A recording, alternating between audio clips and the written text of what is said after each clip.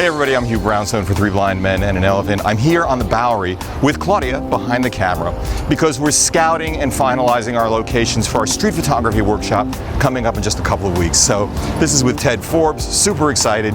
We have been going round and round over the last month planning an incredible workshop that's going to take place in New York City.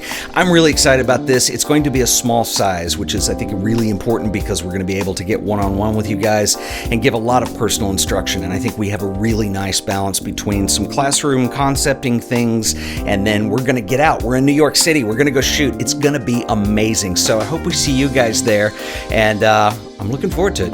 And yay, we only have a couple of slots left. So if you're interested, please check out www.3bmep.com, look for Streets of New York Workshop, and have a gamble.